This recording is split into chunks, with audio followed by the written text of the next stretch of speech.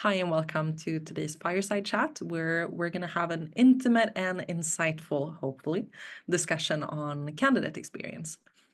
I mean, this is a topic that has been spoken about a lot for good reason, but there's still a lot of work to be done on this. And with the use of AI as well, there's so many new questions that we figured, let's talk a little bit about this. My name is Tove. I'm going to be your moderator today. I am marketing lead here at Jobylon. And normally I would introduce Jobylon as well, but since we have someone who's been here for a lot longer than I have with us speaking today, I'm going to let you introduce Jobylon, Aref. So who are we speaking to today when it comes to candidate experience? Well, we have two, I would say, very knowledgeable people with us. So, Aref, if we start with you, would you like to introduce yourself and Jobylon to the audience? Sure, thank you, Tove. Yes, so my name is Aref. I'm the CEO and co-founder of Jobylon. I've been doing this since 2011.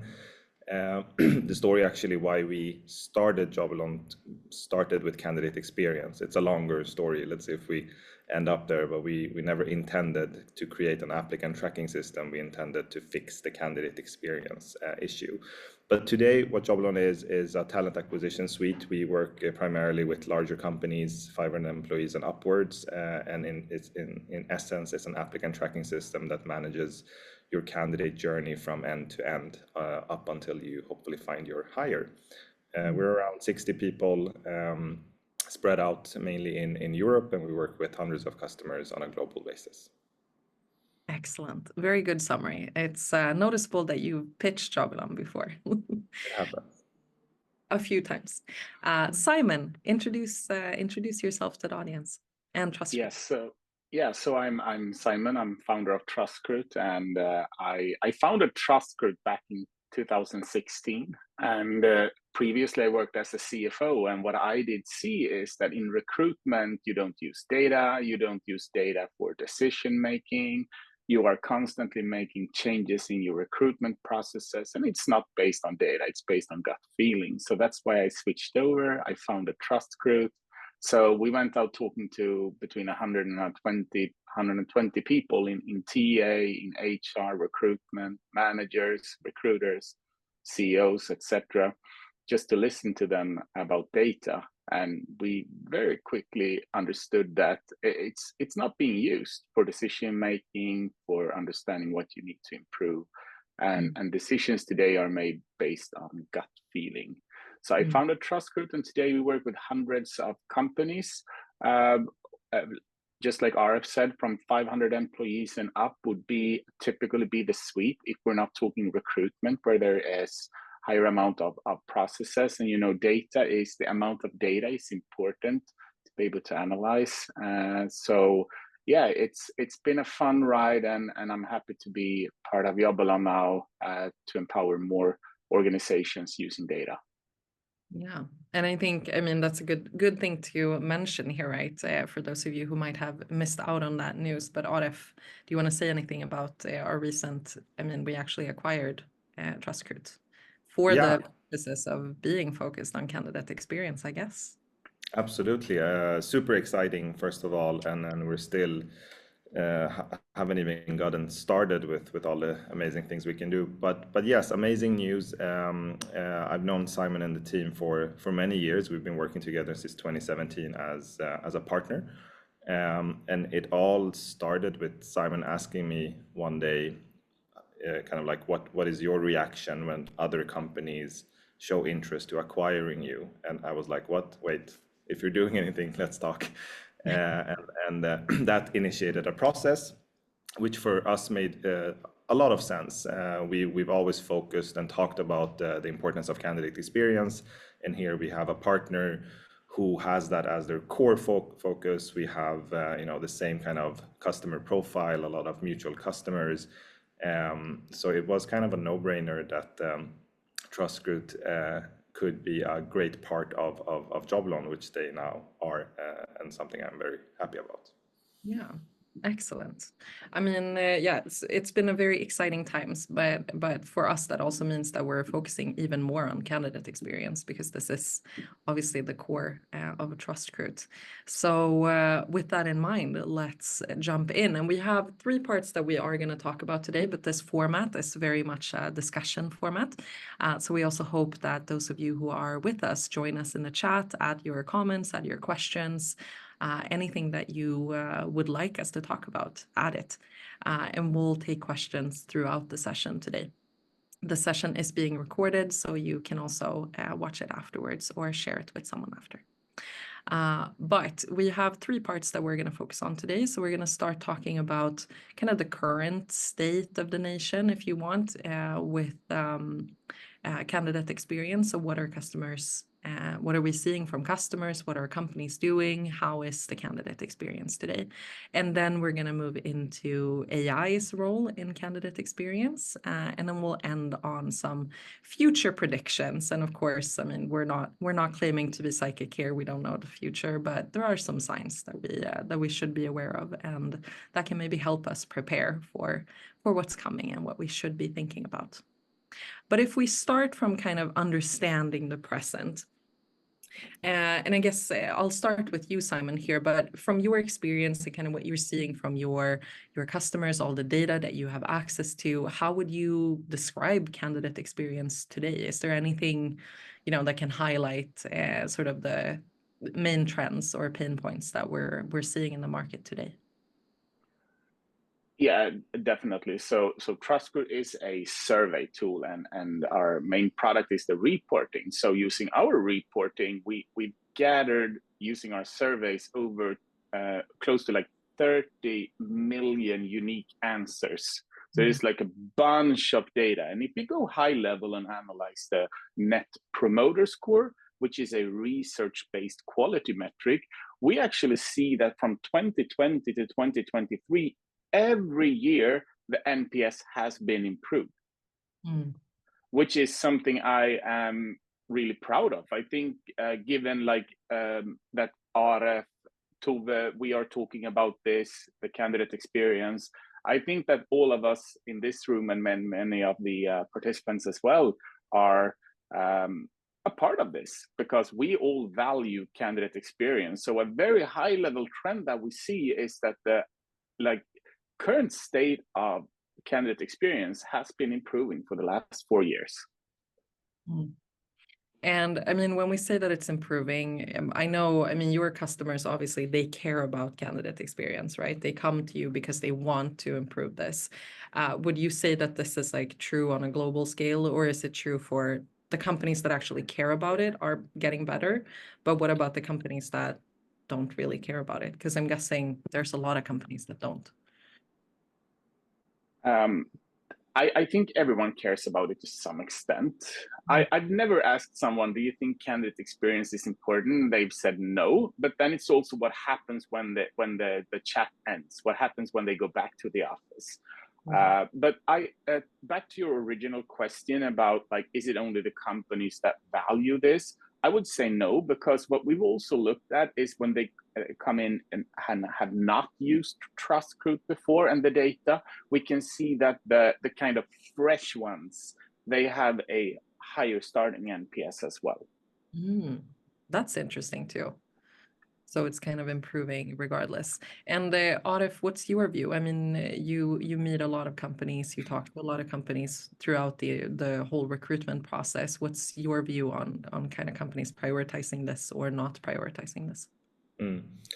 I think it's really interesting, Simon, that you mentioned that the NPS is going up, which is very positive and hopeful. I feel like I feel everyone talks about it. It's a requirement when you're assessing a new vendor. I think a lot of companies drop the ball a little bit when you start working because reality kicks in, and it's not always the customer per se, right? It might be that you don't have the resources or the tools, or you have such huge volume recruitments that the admin is so high. So I think there are a lot of areas that could be improved, and you can also see this within companies where you have individuals that truly care about candidate experience and the things they do and how they focus on that to actually kind of tackle that issue. So it really boils down to kind of individual, many times kind of impact that someone wants to truly change it. And I think the core of the matter is that a candidate, if you ask me, should be seen as a customer. That's, you know, where the whole like MPS or whatever you want to call it comes from. And maybe not all companies, they talk about it, but maybe we don't all see them as truly customers. For example, one thing I noticed is that companies that work within retail or customer-facing industries, I get the feeling, I don't have the data, but I get the feeling that they are better when it comes to candidate experience because it's part of their core business in terms of customer experience. And these candidates could actually be customers, or many of them are. So I think it's going towards the right direction, absolutely. But there's a number of things left to do in that sense. Yes, but Aref, back to the retail companies, I do agree. And you know what is so different between retail companies and other organizations? It's that they already use a lot of data. Like exactly. Retail, they use so much of data in their organization. And I would say what stands out is maybe not the type of organization, but when I talk to customers, potential customers, friends in talent acquisition, and I ask them, so if you would open up your TA strategy right now, there are probably a couple of initiatives in there. It might be improving communication, it might be interview scheduling, improve that. It might be changing the interview templates, how you write the job ads in a diverse way, etc., etc., etc.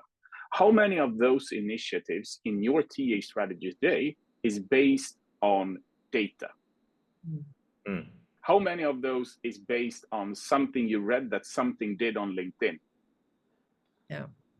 I want the TA strategy to a greater and greater extent for each year to be based on actual things like data. If you know that you don't ask relevant questions in the interview, if you have a low NPS in the interview, please do some more research, pinpoint some data points against the interview templates, for example, and how you support hiring managers, recruiters with questions for the interview, and how you support them in making them prepared. If you find out using data, please rest assured you can spend resources on this, because you've truly using data identified as like a part of your process that you need to improve. No, absolutely agree. That's a really good point. And I think we actually got a question that kind of feeds into that, which I think, yeah, we'll see what your answer is on this, Simon, and Aref, of course. But we got a question that reads, the company I work for doesn't prioritize the candidates at all, as the consensus from the management team seems to be that our brand is enough to keep attracting talent. It's really frustrating. How can I make them grasp why this is so important? And I'm guessing, turning to data is one way to do it. But what would you say you can do in this situation? Because I have a feeling that in a lot of cases, this is the reality, where management is kind of, we've always managed to attract people. So why do we need to spend resources on this? What would you say there? If we start with you, Simon. This is a common question, I would say. It's like we don't value candidate experience. Our brand is helping us, supporting us. It might be, yes, it might be, but it's also about, if you would ask them, how could we have grown more last year, or what's our company goals? Isn't it to grow? Most often it is to grow. And the number one, we know this from the yearly manpower report that they release. We know it from the yearly Randstad report that they release. They ask a question about like what's been hindering your growth. It's also talent acquisition and finding top talent. So I don't know if these big, beautiful brands still say that we don't need to invest in this. Is that really true? I would challenge that. Couldn't we have grown more if we could have found more top talent? How is our retention? Is everyone staying? Are we really? What about our quality of hire? Is it really that good then? And like one time I actually struck a deal with a CEO at a large recruitment company. I met him in a business event, and he said, no, we don't need this. Like, our recruitment process is excellent. Okay, wow. How do you know that? And he didn't know that. So I said, but you know it's the best. Yeah, it's the best. We've invested so much in this, and we value this, and everyone thinks this is important. And I said, okay, so if you're not top 5 in NPS, you sign with Trustcruit, so we can find out what you need to improve. So I dug out the numbers. He dug out his numbers. He was not top 5, and he's still not a customer. So I'll probably reach out to him after this meeting. But I hear this so often. I've been talking to one of the biggest companies in Sweden, and the head of TIA said, like, I'm pretty satisfied with our recruitment process. Okay, so you're recruiting in 40 countries. Do you really know what's happening in Brazil? Etc. So it's a long answer, but it's on the data subject again. Yeah, no, and I mean, I hear you. It's a really important part, and it feels like that might be something that strikes a chord in a different way than kind of the more soft values that you might get from saying that you want to keep good relationships with candidates, you want them to come back. All of that is really important. But I mean, as you said, Simon, coming as a CFO and realizing that we need data here, maybe that's the way to kind of connect with people who are more numbers driven as well. What would you say, Aref? Is there another way that this person who asked this question could influence their management team to kind of see the value here? Data is the kind of the first thing I think of, and it doesn't need to be advanced, right? It can be as simple as calling up candidates and noting down their feedback to kind of take it back. Another thing, depending on what part of the process this person is referring to, is I often, when I meet kind of stakeholders, I ask them, have you applied to a job within your own company yourself? And do that. Send in an anonymous application, because as a stakeholder or CEO or manager, you probably should do that just to see what everyone else is going through. And I think when you do that, and when the other side doesn't know that this is the manager, it's interesting. You do find, and I think that you have a level of pride of your company and your brand. That's what they're saying. We are proud of our brand. It's so big. We don't need to do all of it. We of course care about candidate experience, but we don't need to do all of these things because we are well known anyway. And I think if you can see the other side and experience what maybe some candidates are experiencing, that hurts in a positive way. So you might want to take action on it. So not sure if that could help, but that was another thing I thought of, to actually try it out, and not only if you don't have the data. No, absolutely. I think that's a great tip. And I also think we can send this out afterwards, but one of our partner companies in the sphere, Tengai, their CEO, she applied to like 100 jobs or something in the fall to see what the candidate experience was. And I think it was some ridiculous, like she didn't hear back from 70% of the company she applied to or something like that. So I think even though there's a consensus that people are focusing on this, the reality looks a lot different from what we hear when we talk to companies. And I guess that's, I mean, I think all of us are seeing that. I literally saw 2 of those posts on LinkedIn this morning, when people are like, I've applied to so many jobs, and they're qualified or great individuals, but they don't hear back. And to be clear, this is not primary. It's not that the customer doesn't care or the employee doesn't care. It's a variety of different elements, everything from resources to what systems you're using, to time, to stress, to a lot of different things. So it's not that they can just fix it, but they don't want to. Sometimes they're stuck in a tool that doesn't allow them to fix it in an easy way. So you have no choice. So yeah, just to mention that as well. Yeah, no, that's a really good point. And I love this because we're getting some more questions coming in now. So I'm going to divert from the questions we had planned for this because I think it's important that we get to this too. But Simon, I mean, speaking of what it looks like right now, we got a question here that is, what's the average NPS response rate amongst your clients? And what is an expected response rate? Does it differ over time? Is it steady or declines?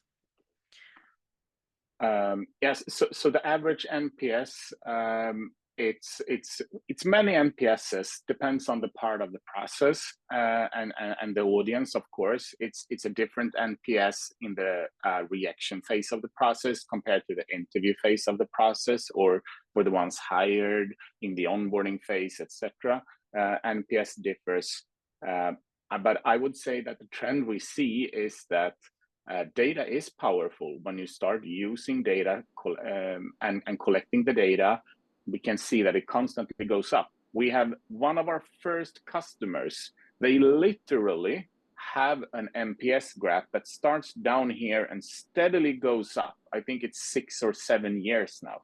And it's probably at this point hundreds of thousands of individual candidates that submitted feedback. And I might have misunderstood the question, Tove, but was it the NPS the person was wondering, or the response rate of No, I was getting to that as well. submitting It's that? the response, like how many candidates are actually responding to this, if you have the numbers for that, Simon. Yeah, again, it differs in the different phases of the process. In the reaction phase of the process, it's between 15 and 20%. We've spent a lot of time on everything like deliverability in inboxes. We've tried different texts, different ways of getting the response rates up, the number of how many times you send out reminders, how long you wait to send out the reminders. We tailored our process to be like the best for response rates. We tried not sending on holidays. We have support for everything like that. We've also had like spam filters. If you apply for multiple roles, we don't send out multiple surveys. So we're really tailored for this. So and 15-20% was the lowest ones. We have an employee branding survey where you can that we send out to everyone that applies to understand how they perceive you as a company on your career page and reading a job ad and the application process. So we ask questions related to how they perceive you. Is it like, are you investing in leadership? Is it high pay? Is it diversity and inclusion? Vital information. And we also ask what they want from a company when they apply. And this type of response rates are up to like 45%. So it differs. And after interview, it can be even up to as high as 60%. So response rates, yes. And also it's declining, yes, because it's like the younger generation, which I am not longer part of, let's say, is more and more prone to email, which is the best way to communicate. Yeah. And I mean, you touch on something really important there too. The generational kind of differences is also going to play a part, right? And that kind of leads us into how to work with this going forward. But before then, I just wanted to ask a couple more questions on kind of the state of the nation in terms of candidate experience. And I mean, Aref, I guess you'll have to speculate on this one, but for the customers that you're in contact with and the people that you talk to, how has kind of the change to more global hiring, how has that changed the priority on candidate experience, or just in general, the candidate experience that we see in companies, would you say?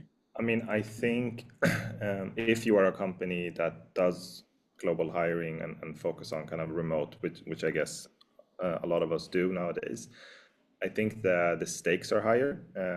You have a higher pool of candidates to tap into and talent, which is amazing. But I think the market and the candidates also have high expectations, and it's also harder than ever to find the right person, I feel. And of course, this depends on role and company and industry and location and all of those things. So I think we've been talking a lot about candidate experience in terms of feedback and how we're measuring that, but it starts from step one, right? How do I draft my job ad? What do I actually mention? Is it just a list of requirements that we are quite used to see, or is it more a landing page presenting why you should work for our company, and these are our benefits and our culture and our values, and these are the people you'll be working with?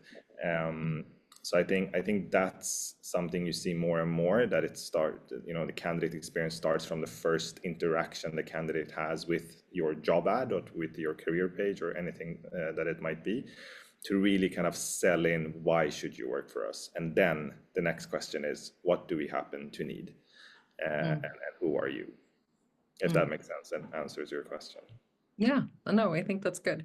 And this is definitely, I mean, yeah, a lot of companies are struggling with this and kind of adjusting to the realities of having a global playing field when it comes to attracting talent. So there's a lot to consider there.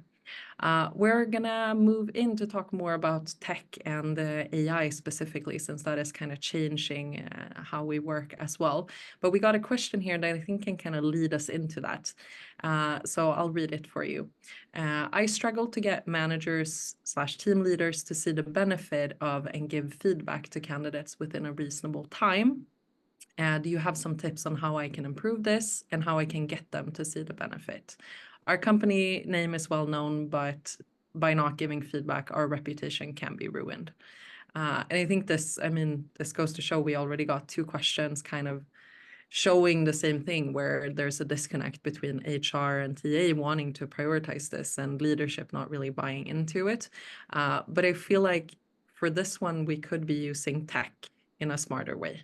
Aref, what's your view on this? Yeah, I mean, it's great to see all of these questions in some ways, right? Because you have all of these champions in these companies working to change these things, and we talk to them on a daily basis, and I know that some of them are really fighting to get these things through. And it's not about on a high level we need to have a better candidate experience.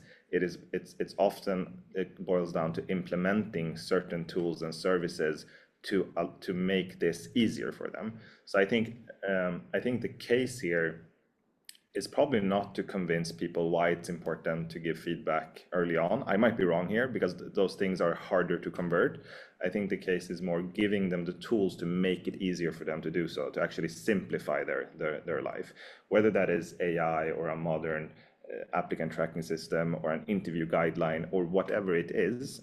I think that's the main objective. And there are so many kind of tools and apps and services to do that, to make their life easier. And I think when you do that, if you're also working on a data-driven approach, you can see the return on that investment, and that in itself can slowly change the behavior of, I actually want to give feedback quicker and better and faster because I saw the value I created by doing so, and I saw the time I actually saved by doing so as well. So yeah, no, very good point. Simon, anything you want to add to this question? Yeah, so this is something that I think most organizations struggle with. To have a hiring manager or someone that does not recruit that often as a recruiter, to get the importance out there. How we tackle this, because we have a lot of data on this, is that we can help display which people in your organization do you need to talk to first. So, for example, so getting everyone out there to understand the importance of candidate experience and communication and communicating fast, etc., and regularly, it's a tough task. Yeah. It's a tough task. But if we have, let's say, 25 hiring managers, if you can find a list, which you can in Trustcruit, to understand which are the bottom ones, and it might be that all of those 25 are above the benchmark, then this is probably not something you need to focus on. It could be that all 25 are below the benchmark. But most commonly, we see a more of a regular distribution where you have some individuals, in this case, in the bottom. And if you can just talk to them and show them some type of data that, for you, Tove, it's important that you focus on communication. Look at this, you're down here. You know, no one says no to data. And if they do say no to data, I'm mad when that happens, but it's rare these days that people neglect the data, because it's like I mentioned in the beginning, it's almost 30 million benchmarks. So if you can display for these individuals in your organization that they are underperforming in this and you want to help them, and you can say something like, so centrally from TA, what we have done is that we have automated some communication if we don't speak to candidates within every 14 days. So that's what we've done here in the TA department. What I would recommend that you do, Tove, is that you when there is an update, it's important that you send it, and other people in organizations send it more often than you. Yeah. So let's follow up over time to see if your NPS goes up or the communication part goes up. This is how we tackle this every day, every week. Yeah. I think, I mean, you shouldn't discount the psychological value as well of just showcasing, like, why is this not working for you? Do you need help with this? I think seeing that is probably going to impact a lot of people. Yeah, and the beauty of this is that when you show individuals this type of data, it's like when it comes to these two things, you're top of the list. When it comes to communication, you have some room for improvement.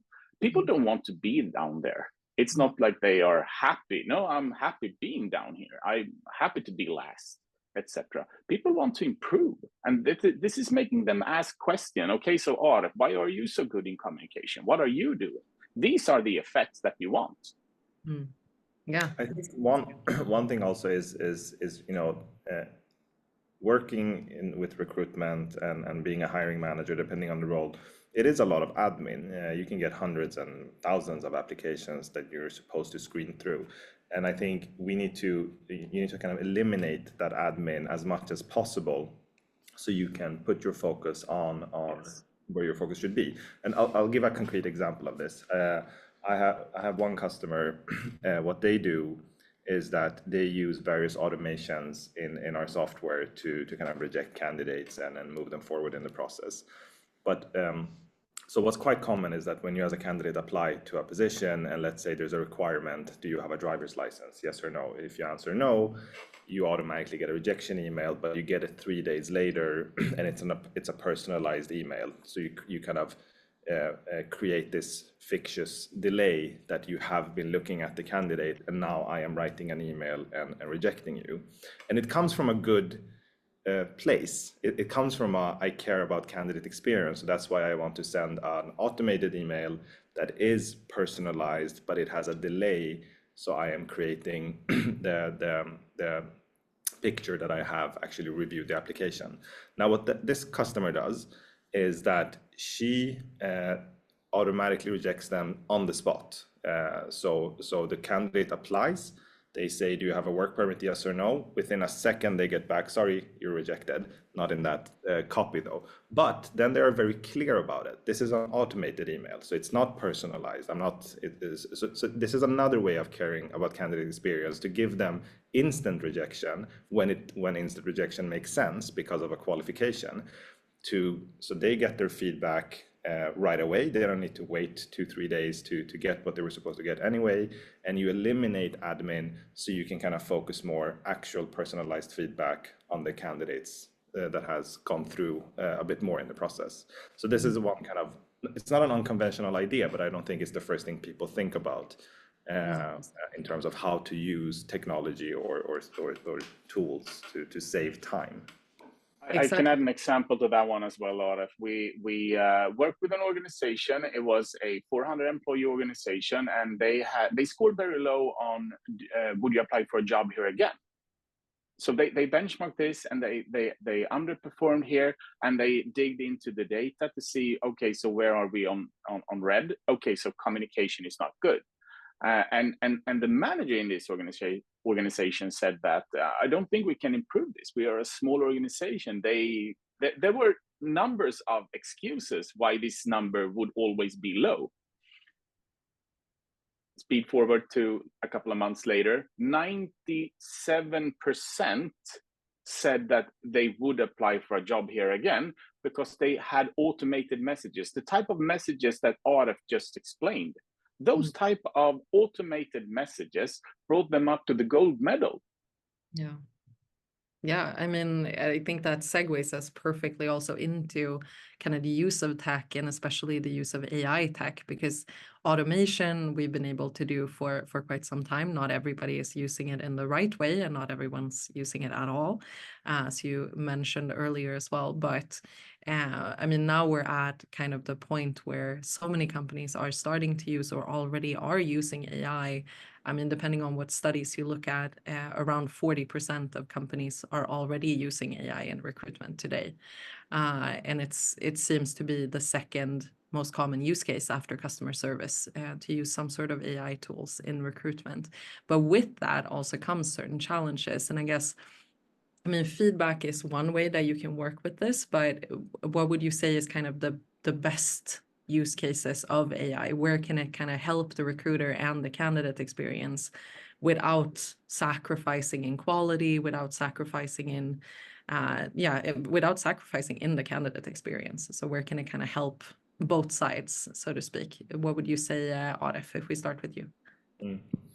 Well, of course, there are so many things happening in the space, and I feel like it's changing on a weekly basis right now. So I think, first of all, having the mentality to try things, but in a responsible way, I think is great, because there are a lot of things that can also go wrong. And now we even have the AI Act from the European Commission, and there are fines related to all of these things as well. But I think, as I mentioned earlier, working with recruitment, especially volume recruitments, can be a lot of admin, especially depending on the tools companies are using. Many of them, I think, like an applicant tracking system, it sounds very admin-y in that sense. We try and avoid sometimes the word ATS because people just relate it to administration, which in many ways it is, right? You're supposed to kind of take care of the admin through that. But I think that's also where AI helps a lot, where we are with it today, to kind of eliminate unnecessary admin based on very clear patterns, whether that is, rejection based on qualification or so in the early stages of the recruitment process. I think the further down you go, the more, not dangerous, but the higher the risks are of using AI, if you're using it to match candidates to positions and find that magic algorithm that tells you who to hire based on, for example, data points and so on. So I think using it in the early stages is great. Using it for generating texts and job ads and feedback is great, again with human oversight. And another thing I would say also is to be open about it as well from a customer perspective, whether that is in your privacy policy or in your job ad or in your email template. This message was generated through an LLM, because everyone knows that we're doing these things anyway. So I think that in itself creates a transparency in how it's being used within the company as well. So using it in the early stages of the recruitment process, I think, is what majority of those 40% you're mentioning are currently doing. But I think we still haven't seen the big things that AI will do when it comes to recruitment. Absolutely. Simon, anything you want to add to that in terms of like what should we be using AI for in recruitment? Yeah, so first of all, I agree with everything Aref said. That's definitely, and I don't think we've seen the biggest things for AI in recruitment yet. What I do know is that I have some statistics on this, because a large study released by LinkedIn and Microsoft together said that 57% said they use AI. Out of those that use it, to type faster and easier job descriptions to save time, of course. And 45% said it helps to automate tasks spent on fulfilling your work. And 42% said it removes mundane tasks. And I think this is, like, given the distribution here, I would say it resonates with how I think it's being used today, to start with. What I think is important is there is a gap between I don't know if it's the tech savviness or if it's just that the velocity of how things are being implemented and changed in organizations is very high right now. So I think what people are talking about when it comes to AI is a lot about the opportunities and little less about how you empower the people using this to actually understand and implement this. Because what we've talked a lot about writing job descriptions with AI, etc., like mundane tasks like communication, etc., that AI can help out here. But if you have an AI that can support you in writing reaction emails, if that is not being used, it does not help. So you need to support, don't forget the people that should be using these tasks, to teach them to use data like we talked about earlier, that they understand why is it important that I type, like that I write these emails. So don't forget the actual people, because it brings up the level of how much is being used. We know that a bit over 40% of organizations have AI at hand, and we only know that 27% out of those actually use the AI. So it's only 27% that actually use it. I think if we can bring that number up, I think currently that's the low-hanging fruit. Yeah. I don't know if you agree there, Aref. Yeah, I mean, I haven't, it was interesting numbers, but yeah, no, I agree. And I think generally it's just a very interesting space to follow right now. I think also we are going to see some consequences going forward. Now with the EU Act also, there will be like examples, there will be fines, there will be, you know, scenarios where you're doing things you're not supposed to do. And so we've always from our end talked about, you know, very much like how do you use responsible AI, and how do you utilize AI in a right way without triggering any problems, basically. But yeah, I agree, Simon. And I mean, when we talk about AI, so we talk about candidate experience, how the recruiters are using AI and how that's kind of perceived by the candidates. But something that we need to talk about a little bit as well is how candidates are using AI and how that affects their experience. Because there was a recent study that actually came out, and I'm going to read the statistics for this, but almost half of candidates are already using ChatGPT to help them with resumes and cover letters. And this is where it gets really interesting, I think. 70% of these applicants reported a higher response rate from employers when they had been using ChatGPT, so generative AI, to create or revise their application. And I think this kind of puts us in a position, because I saw we got a question on this too, on how should we manage candidates using AI? Should we stop them? Should we encourage them? How do we even know if they're doing it? But if we turn this to the candidate side, if candidates are seeing better results from using AI, of course, they're going to continue using it. So from the company standpoint, then, how do you adjust for this? And is there a risk in that candidates are using AI and we're using AI to kind of recognize each other? And then how much of that is actually the true candidate versus the true company versus just AI recognizing each other? Because to me, this is the interesting part about candidates using it. It's not if they're using it or not, it's if they're getting better results by doing this and we're using AI on both sides, what does that actually mean? How does that actually affect us?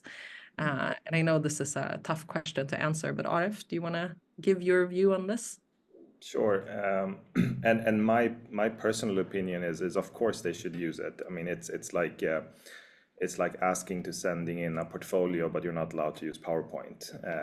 It's a tool, right? And I would kind of be surprised and / not disappointed, but I would expect candidates that are applying to our positions to use AI, because you have that tool very handy. And it's in a way not surprising to hear that it goes better, because of course if let's say if I'm requested to write a cover letter, then we can debate the need of that, but the AI will probably help me write it much better and much more professional, and I use similar LLMs to draft emails to make them more professional or change the tonality.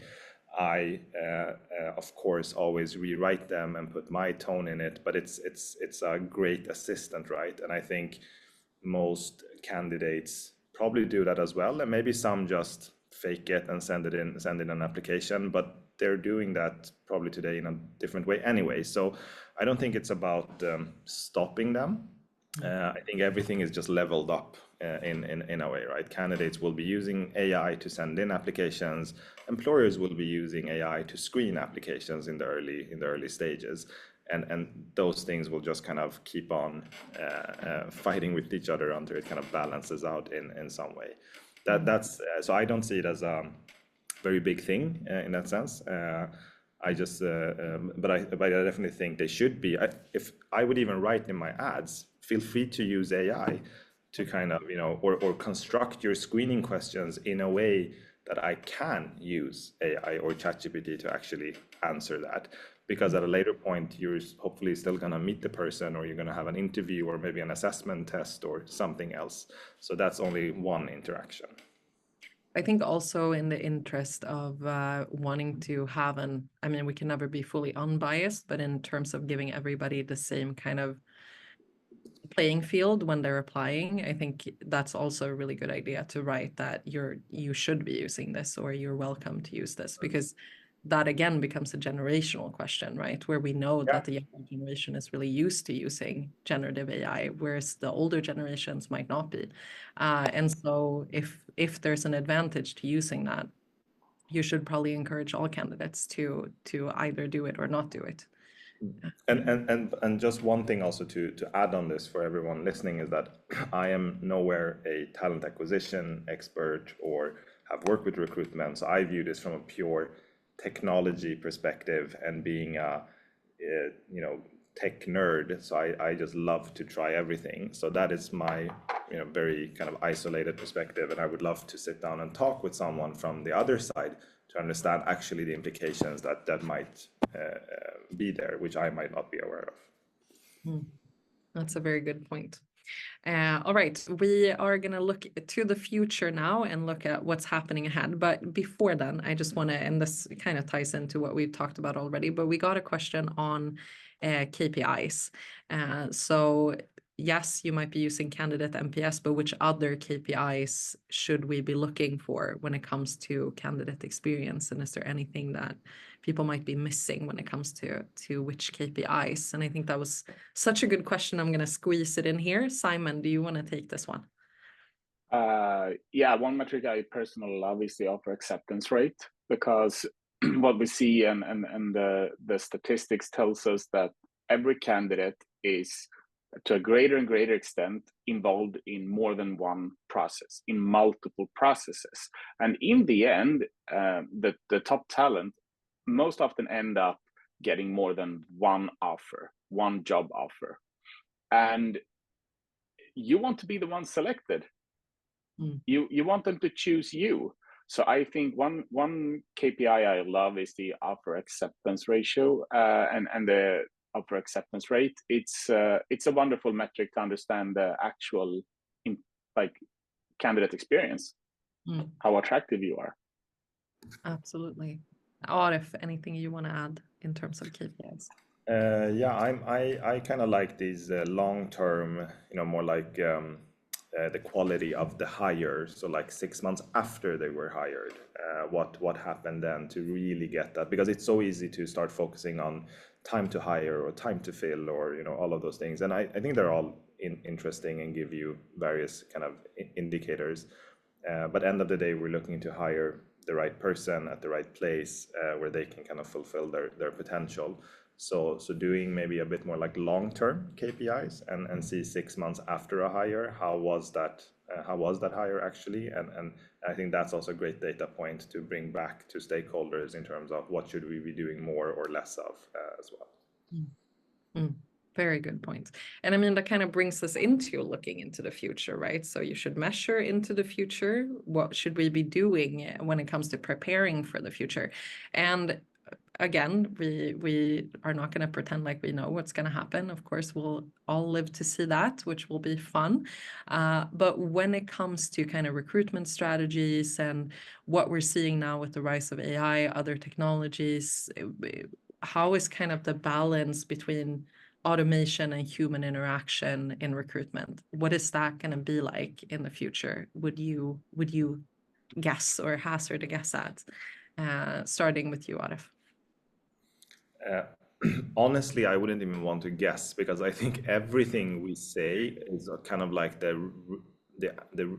reflex answers, like, yeah, there's going to be chatbots or animated interviewers, or it's kind of like the obvious answers. I think it's going to be completely different, and I don't know what it's going to be. And I do believe that technology brings things forward in a good way, and there will be iterations, and you have to do it in the right way. But honestly, I have no idea. But I'm very excited to follow and see what will happen. And I think that's also kind of our job as a software provider. We try and play and predict the future, but I think it's all about being very close to the market and then just understanding and following everything that's happening, and then based on that, we shape our roadmaps and product going forward. So I actually don't know.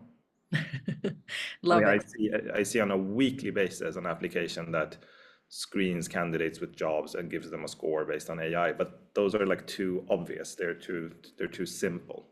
Yeah. Simon, what do you say? If you look at the kind of historical data with Trustcruit, is there anything that you think will kind of continue or disrupt or be different going forward, or will it continue just improving in terms of candidate experience and what that is? I definitely think the candidate experience will continue to improve, just as it has done the last 4 years. If it will be given because of new tools, because of AI, because of tech improvements, yes. And the predictions on what of those would be, I don't know. And just like basically the same answer as Aref. And I also want to point out, it's not a one-stop shop. It's not that if you implement AI automatic emails to your candidates, that might improve the candidate experience for one company, but it might not improve the candidate experience for another company. So what I still think is important, and I think you've heard this before, this webinar, is that you need to find out, you need to base your strategies and your implementations on different features and tools, etc., on data, on decisions, what is important for you.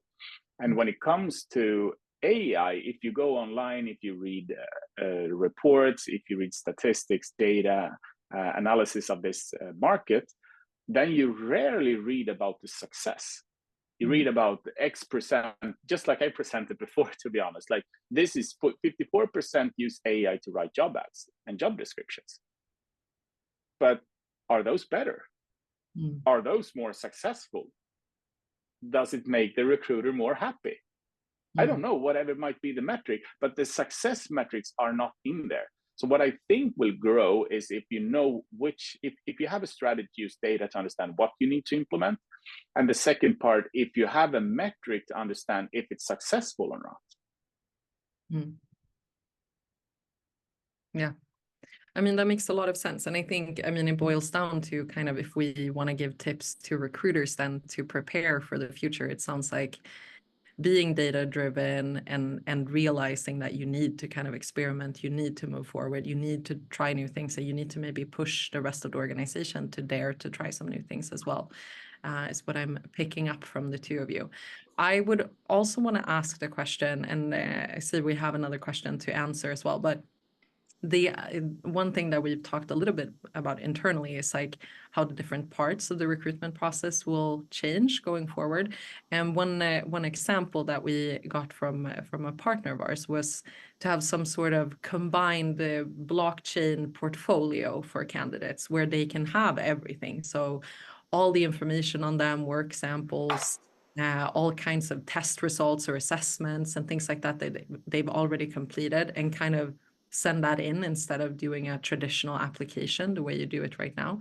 I think that's a really fun prospect for how recruitment could change. But is there anything other than that you would see that would kind of be, I would love to see this, I would love to see the recruitment process take 24 hours and we've already hired someone? Or is there anything like that you kind of, in a dream scenario, would want to see? I guess we'll start with you, Aref. Yeah, I mean, so I also really like that idea, the whole blockchain thing, and kind of makes sense, and it's kind of like a LinkedIn 3.0. Maybe they do it. We'll see. So that is super interesting. Absolutely. I think in what I would like to see, I would like to see kind of thought through and unique processes depending on the role, because while some things should take 24 hours, others should take 24 days. And I think I, at least when I talk to customers or prospective customers, etc., I see too often the same type of process regardless of who we are hiring. While the role, the location, the audience, there's a lot of different things that are variables that should modify the way you run your process. Everything from how the job ad is written to what things you're asking and how the process is conducted. So less standard, more kind of adapted, unique processes depending on who we are hiring. Excellent. Simon, anything you would want to see in a dream world? I would go for better communication overall. And again, I don't think it's a one-stop shop. It's not that every organization could implement one thing that would revolutionize this, but automatic messages, if you're not doing it, please consider it. The second thing would be, like you mentioned, the time to hire or time to fill, whichever you might find more important, might depend on the organization. And like you presented the solution where you have like the LinkedIn 3.0, that would maybe be one of those. How that resonates with the fact that you also read about like a recruiter only spends 30 seconds reviewing a candidate and when they screen it manually. How does that resonate with more data, assessments, etc., even if you didn't ask for it early? So I think if you bridge that gap, it's powerful. Very, very good. All right. Well, I want to thank both of you for being here and sharing your views for this chat. It's been really interesting. I know we have a couple of questions that we didn't get to, so we'll reach out to those of you who asked those afterwards. And we'll send out the recording of this, but we'll also send out some supporting material to help you kind of look to the future when it comes to candidate experience. So thank you, all of you who've joined us today, and for asking really excellent questions as well. It's always fun to get that kind of engagement and hear what's on your mind as well. So thank you for today. I wish all of you a wonderful Thursday, and we'll see you next time. Thank you. Thank you.